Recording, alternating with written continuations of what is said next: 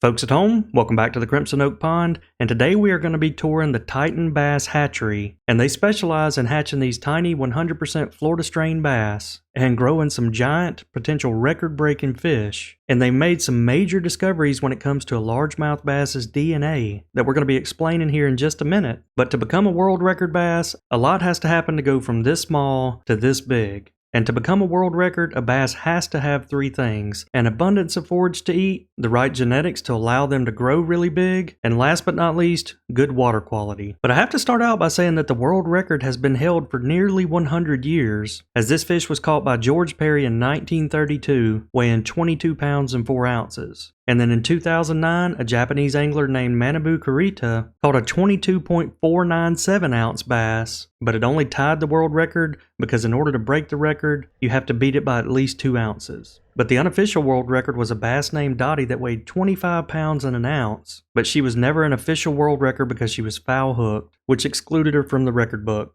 So now let's head over to the Titan Bass facility and see how they've unlocked the secrets to growing really big bass. So Titan has some of the world's leading fisheries biologists, and they've spent years studying the DNA of really big bass. And what they found is that all of these really big bass have what's called a trophy marker, and they've identified 12 different trophy markers, so they can sample a fish's DNA and tell you how likely it is for that bass to become a really big fish. And the best part about this is that they can sample these bass at a really young age. So let's say, for example, a bass has 100 fry, and only 3 or 4 of those even have the potential to reach 10 pounds. And so by being able to identify those 3 at a really young age is an extremely valuable tool, especially when it comes to pond management. But that's just the beginning. They've gone much further than that, which I'll be talking about more in just a moment. But first, let's take a tour of the hatchery. So fish hatcheries are largely made up of holding tanks, and the goal for this hatchery is to pair up those male and female fish that have really good genetics and see how those traits are passed down through their offspring. And they start out by placing these black spawning mats in these tanks, and the female bass will come along and deposit the eggs. Then the male bass fertilizes the eggs, and then they remove the mat into a smaller holding tank, and within a couple of days the fish eggs will hatch. And in this case, a new family of Titan bass will be born. And as you can see here, we have a family of 1-day-old largemouth bass. But if you're going to become a trophy or even a world record, bulking season starts on day 1. And I found this to be really interesting, and they feed these tiny bass what's known as a sea monkey. And this was one of my favorite parts about visiting this hatchery, is you get to see things you typically couldn't see in a pond or lake, like a bass being born, and all of these details at the microscopic level. And even at the 5-acre pond where we try to create that fertile bloom full of the phytoplankton to feed those newly hatched fish, well, you're getting to see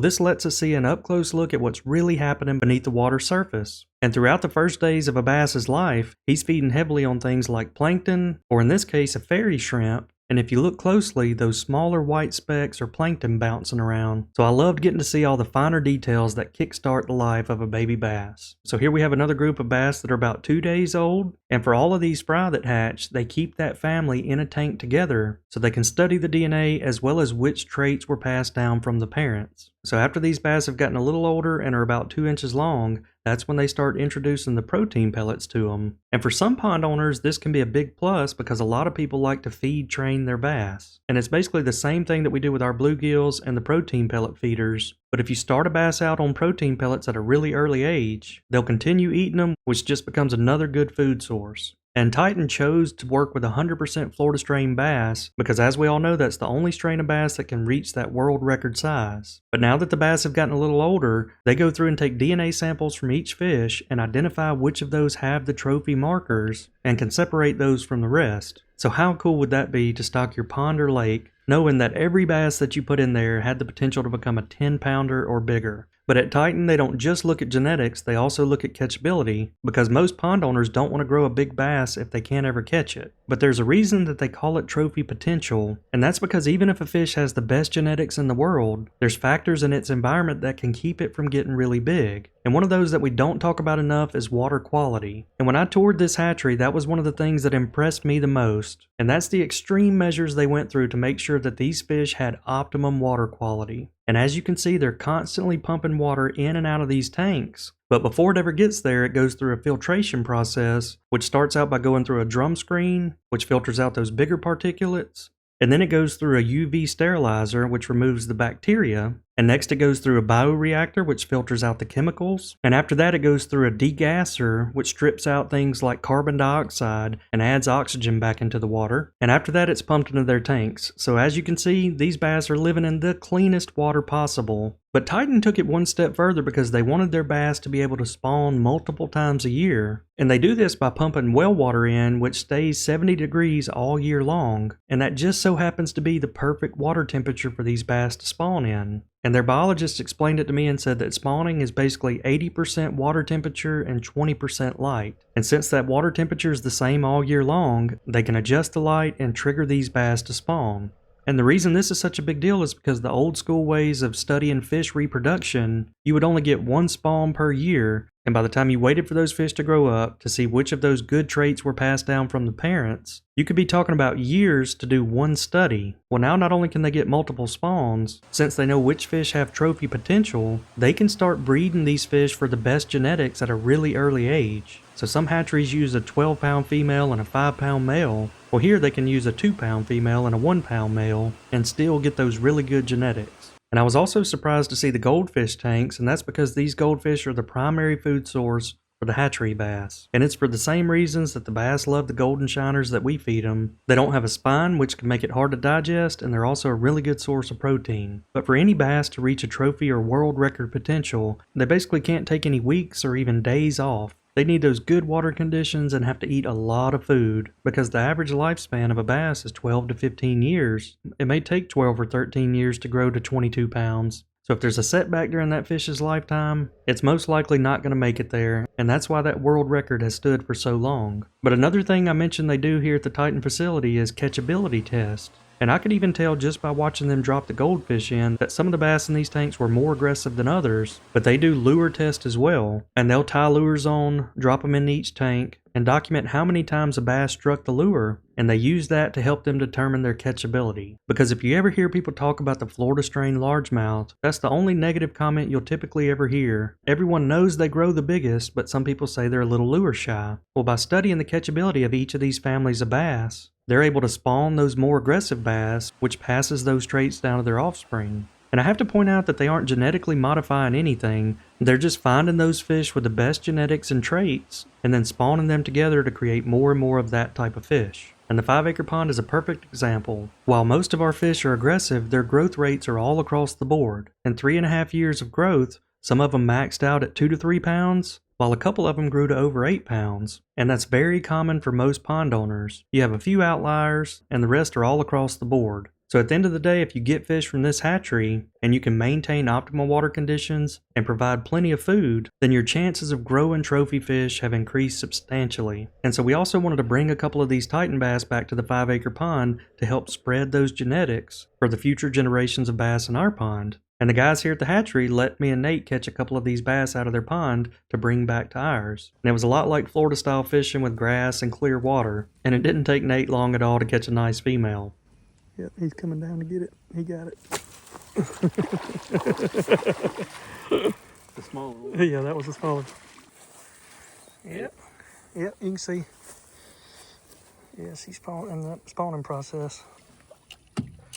And I also enjoyed seeing the other animals that lived here, like the alligator. But the coolest thing that I got to see was an eagle chasing away a wood stork. That's something I don't get to see every day. It's typically eagles chasing away ospreys. So in addition to the one bigger female that we caught, we also wanted to bring some of those smaller fingerlings back. And these were just a little bit bigger than the size we stocked the pond with. And we decided to bring about 40 fingerlings because their survival rate is going to be much lower than that one adult that we brought back. So we put them in a holding container and put the smaller bass in a mesh sack so the big bass didn't eat them on the trip home. But alright, we made it back to the farm. The fish are doing great. The first thing we're going to do is start acclimating them by putting some of the 5-acre pond water into their holding tank. Alright, he weighs 2.73 pounds. And we put a tag in the Titan bass, and I'm going to let you all name it in a comment down below.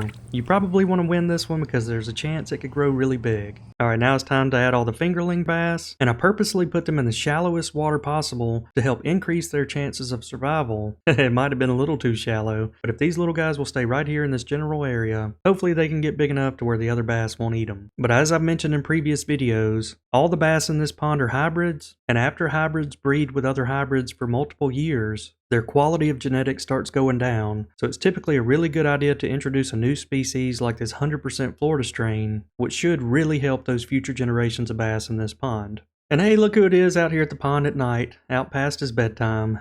George Jones taking a drink of water out of the pond. Alright, but now we're back here at the Crimson Oak Pond, and if you guys missed it, a few videos back, we took DNA samples of some of the bass in this pond, and we got those results back in, but we're going to show you those in just a minute, because the fish delivery truck is here. And like I mentioned, one of the things you have to do to grow trophy bass is make sure they've always got plenty to eat, and that's why we're stocking 10,000 of these adult golden shiners, and they're by far one of the favorite things to eat for these bass. Man, look at that. These are some jumbos. I know these fish are about to be happy. And some of you guys may be thinking, man, you sure do stock the golden shiners a lot. Well, it's because the bass like them so much, they'll completely wipe them out.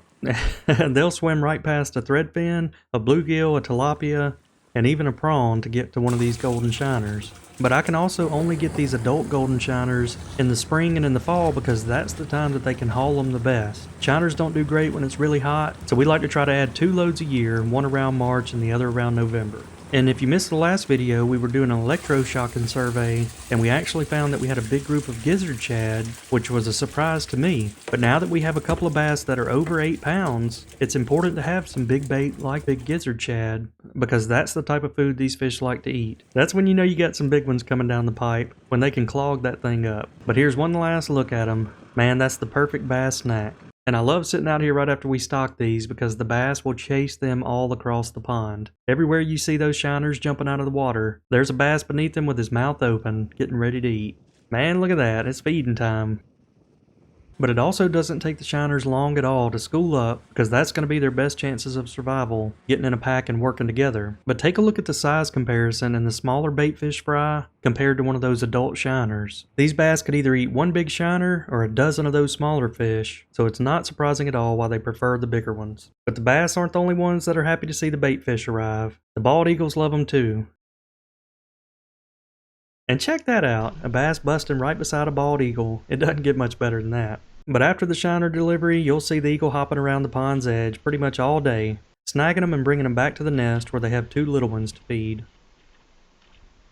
But that's also not the only bird that's happy to see them.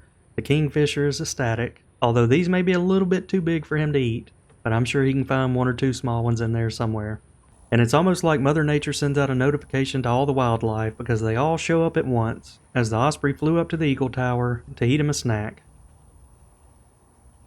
But there's 2 other birds that have made this pond home. I think you guys identified them in the past, but I forgot what you called them. But they're a little duo, and I see them out here every day with those long beaks, probably targeting more of those fry-sized fish. So Liz and I have been doing some pond hopping recently and using these electric e-bikes to go from pond to pond. And let's just say when you live in the hills like we do, sometimes you need a little boost to get to the top. And it has wide tires that let you take it off-road, but one of our favorite things to do is hook a buggy up to the back and take the kids for a ride. And we've put some miles on these bikes in the last couple of years, traveling over 400 miles. But this is the electric e-bike XP4 model, and it tops out around 28 miles per hour and can travel up to 85 miles between charges. And another cool feature is it folds in half so you can fit it into the trunk of a car if you need to transport it. And they have 5 different riding modes that will set the speed and power and allows you to adjust the bike settings based on the environment and conditions you're riding in. And most bikes are delivered pre-assembled and take less than 5 minutes to start riding. So whether you're doing some pond hopping or biking through the woods to slip up on a turkey or deer, I'd highly recommend these electric e-bikes to make the trip a little easier. So you can check out the top selling e-bike in the US by clicking that link in the video description or scanning that QR code, and you can get a free cover with any bike purchase by using the promo code BASS.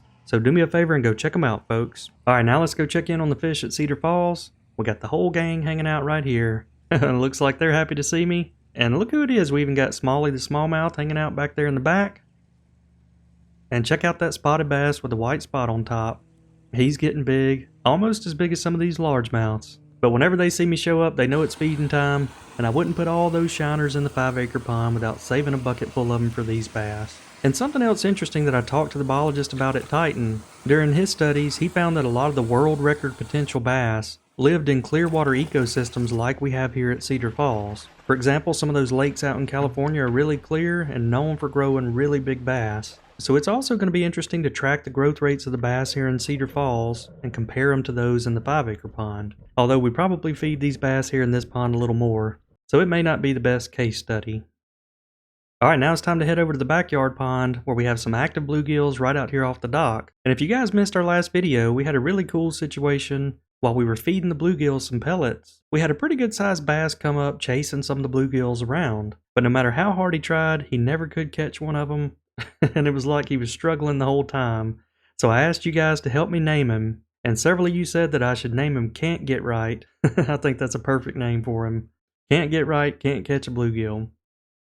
But I also noticed something else interesting right here off the dock earlier this week. I saw a small bass hanging out in a brush pile, and anytime a bluegill would come around, it would chase him off. Kind of looked a little bit like spawning behavior, and sure enough, whenever I came out to check the green light at night, that bass had spawned and there were hundreds of baby bass fry hanging out right here around the dock. And if you guys recall, a couple of weeks ago, we had a big plankton bloom right here in this same area, and I'm sure that's another one of the reasons these bass are congregated right here. They're probably drawn to that green light and then also eating all the plankton and insects that come with it. But you know, with an older pond like our backyard pond, this would be another good candidate for introducing some of those Titan bass genetics, because after 20 years of these bass spawning with each other, you've got siblings and cousins, and a lot of that DNA is crossed over, and what's left is those undesirable genetics, leading to stunted bass. So some pure Florida strain with trophy potential could help to turn a pond like this around, as well as removing a lot of those smaller fish. Oh, but look who finally showed up. Might just be that male hanging around Fry Garden. Alright, one more update from the last video. One of the local favorites here at this pond is a soft-shell turtle we call Taco. And we found out last week he had a girlfriend, and you guys love the idea of calling Taco's girlfriend Belle. But speaking of girlfriends, one of the mallard drakes finally had a hen show up, and he has followed her around the pond from daylight to dark. And it's funny because he left the bachelor group of ducks that used to hang out right here on the point, and they're a lot of fun to watch because they also have some personality. But I'm not sure if these are wild ducks that have just gotten tamed over the years or what, but this is the first time that I was able to get really close to them, and they didn't seem to mind me being around at all. But I wasn't the only one that was surprised to see them. My cat Buster was also really intrigued because he had never seen a duck before, so this could get interesting. But they looked to be a little hungry, so I tried tossing some of the protein pellets over there, and they definitely seemed like they were interested. But I think whenever the bluegills started popping the surface, they started to get a little cautious, and I don't blame them. Knowing that there's an alligator in this pond, I would be too. But you guys know that anything that's friendly and has a personality, we have to name it on this channel. So leave some comments down below on what you think we should name the bachelor group of ducks. And hopefully they stay around, because Buster seems really interested. Alright, but like I mentioned, several weeks back, Liz and I caught a bunch of fish out of this pond. We took some fin clips, sent it off to a lab, and we just got the results back. And the three main things we're going to learn from this is what type of strain they are, if they're related, and their trophy potential. And of the 9 bass we took DNA samples of, 62% of them were northern strain, and 37% were Florida strain. And one of the key metrics I wanted to see in this test, and I was really surprised to see that almost 90% were unrelated. And for the trophy potential, they mainly do this type of score on a pure Florida strain largemouth, so we can't look too much into the scores for that on these hybrid bass. Now let's look at the column that shows the strain of bass they are. So the top 3 on this list were original bass that we put in the pond, and you can see how they're pretty close to a 50-50 split. But that number started to change in the second and third generations, and we're going to talk more about that here in just a second, because as you can see, we started to pick up more northern strain genetics, which has that more aggressive trait in it. But when we initially stocked the pond with a few hundred fingerlings, I didn't know if they all came from related families of bass in the same hatchery, but as this shows based on the fish we sampled, most were unrelated, which definitely helps out with future generations, because you don't want those siblings and cousins being the predominant spawners in the pond. But if there's one big shocking thing I learned from DNA testing these bass, look at bass that has the ID 1749 and is a 98.3% northern strain bass. So if you missed that video, the goal was to catch Moby out of Cedar Falls, because he's the most aggressive bass I've ever seen, and I really wanted to see what kind of genetics he had. Well, as I dropped the bait down, Johnny grabbed it, so I caught him. He was in great shape, had beautiful color patterns, was very healthy, weighing in at over 4 pounds. But if you guys recall, I caught Johnny after the first successful spawn here, and he was one of our second generation bass that we moved over to Cedar Falls. And you can see his growth rate and numbers are incredible. He's got 139% relative weight, because we basically feed him all he can eat. But the reason this surprises me so much is because his parents were hybrid 50-50 split. So typically whenever you see two hybrids reproduce,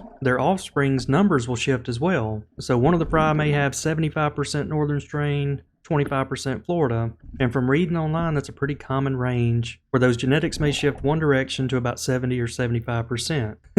Well, Johnny almost shifted to a complete northern strain bass, coming in at 98.3% northern, which is very interesting, and I'm wondering if the Cedar Falls pond plays any role in that. And the reason I'm curious about that is because when I was talking with the biologist, he said that even if you stock hybrid bass in a particular body of water, typically their environment plays a big role and impacts those future genetics. So for instance, if you had hybrids in a northern pond, then you're going to start seeing a lot of those northern traits in future generations, and eventually after several spawning seasons, you may have completely northern bass. Well, what's interesting is Cedar Falls is set up more of what I would call like a northern style pond, with waterfalls and big boulders. I would just consider this more of like a smallmouth habitat, which you predominantly find more of up north. So now I'm really interested to test more of these bass here in Cedar Falls to see if that northern DNA is showing up in these other fish like it did with Johnny. And not to mention, it is one of my top priorities to do a DNA test on Moby, because if you could reproduce his genetics and have a pond full of Mobies, that would quite possibly be the most enjoyable pond to fish in the world.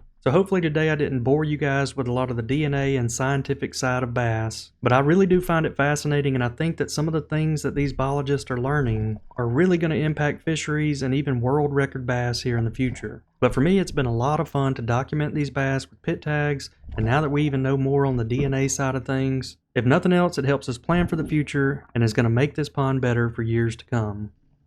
Alright, now let's head over to the 300-gallon aquarium where we're feeding the two alligator gar that we call Garfield and Odie some live shiners. And Garfield's pretty good at catching them, but let's just say Odie struggles a little bit. So they always have their best chance of catching them right after I put the shiners in the aquarium, because they're not acclimated and they don't even know there's a threat yet. But you'll watch Odie whip at a lot of them before he ever catches them, even though they're basically just sitting ducks right in front of him. So it takes him a while, but eventually he snags one. But there's another character that lives in this aquarium, and we call him Mudbug. Anytime we put shiners in, he comes rushing out of his hiding spot, claws up in the air, but he's a lot like Garfield. It doesn't take him long to catch him, as he's got one already. Got him. And check that out, their bellies are poking out. You can see they probably ate too much. And that's pretty obvious because the shiner's tickling the nose of the gar with his tail, and he still doesn't mess with them. They definitely ate too much. Alright, we're back here at the backyard pond this morning, and Can't Get Right showed back up during the feeding. And what's really interesting to me is if you watch these bluegill, they don't seem to mind him being around at all. Because I feel like he's about a 4-pound bass and could eat some of these guys. But some of these bluegill will swim right up to him, even touching his tail. So I really don't understand that. But just like the other day, during the feeding times, he'll come up and nip at some of the bluegills. Sometimes exert a lot of effort trying to catch them. But for some reason, he can't do it. So I definitely think we need to bring some shiners out here and feed him a smaller bait that's a little easier for him to catch. Because if not, Can't Get Right may end up starving. I don't know, what do you guys think about that? His mouth definitely looks big enough to eat one. He just can't catch them. Alright, there's always a lot of action the week after we deliver shiners. Got the bass and the herons eating good. And look at the old fluffy egret coming out. Looks like he just took a bath. And what do you guys think's going on right here? At first I thought he might have a fish sticking out of his mouth, but I'm pretty sure that's his tongue. Maybe he just caught a big one and is working on swallowing him. Not quite sure what's going on there. But they're out hunting morning and night. You can see the volcano pump on in the early hours. And the poor little crow, as hard as he tries to catch a shiner, he never can do it. So here we got the heron eating at night, but look at those little fry glowing in the dark right there on the bank. That's cool. So I noticed a bunch of the golden shiners hanging out around the bluegill feeder, and I wanted to see if they were going to eat the protein pellets when the food shot out. So right after the feeder went off, I think they got a little bit spooked when all the bluegills rushed up, because there's usually a lot of commotion and a lot of noise. But after everything settled down, they moved right back in and started eating those protein pellets that were near the bank. The bigger they grow and the more they eat, it's just going to transfer to the bass later on. Man, look at that. They are getting after the pellets in a little feeding frenzy. But I love walking around the pond's edge for the first couple of weeks after we stock them, because you'll see these big dark clouds. And they get in these really big schools and are usually in the shallow parts of the pond, and that makes them really easy to see. And that's how I know that they get completely wiped out, because a few months from now, you can make the same loop around the pond and not see any of them. So these bass and birds are eating good. Alright, we got one other update here at Cedar Falls. If you guys missed the last video, We added a few bluegills and a few tilapia here, and so far they've acclimated great. You can see some of them bluegills and tilapia hanging out here. They're not too shy. We've got a lot of fish caves that they could be hiding in, but I think them seeing all the other fish out and about makes them not quite so skittish. And I love every time I walk over here by the waterfall because it spooks a few of those shiners out, and we always have some bass waiting right there for them in the shallow water. And it's a good time to see some fireworks. But look at Moby sitting right down there in between them. He even has a different tint to him. He's got a little bit more of a blue color on his back while all the other have a nice green tint. Moby, we're going to figure out what you are, buddy. Man, I'm not sure if you guys can see that, but we have a nice bloom down on the water. We're about to do some fishing. We're going to scan all the bass that we catch with this pit tag scanner. I'll have them linked down in the video description below. And now that they've pretty much wrapped up spawning, we're actually going to try some topwater, including a topwater frog.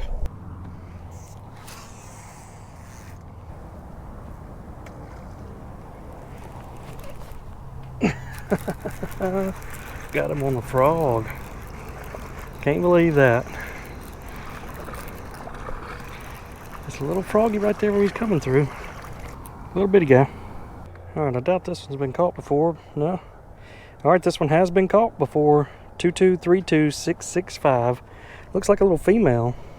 Alright, this fish weighs 0.99 pounds. Alright, so this fish is named Caesar, and the first time we caught him was during the survey a couple of weeks ago. And if you guys missed that last video, I'd highly recommend it. We learned a lot of interesting things during that survey, and had our first 2 bass break the 8-pound mark. There we go. Nice one. Shallow water right here. That red tail might be a spawner. Wow, this fish has not been caught. It's a big bass to have not been caught.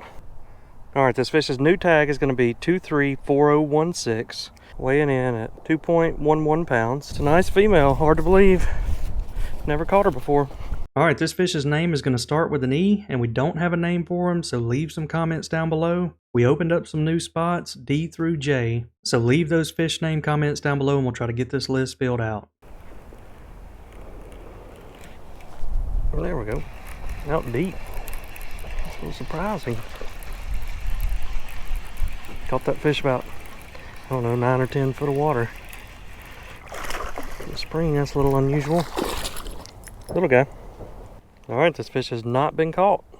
Its new tag is going to be 234062, and it weighs 1.20 pounds. Another one that hadn't been named yet, starts with an F. We'll try to have him named by the next video.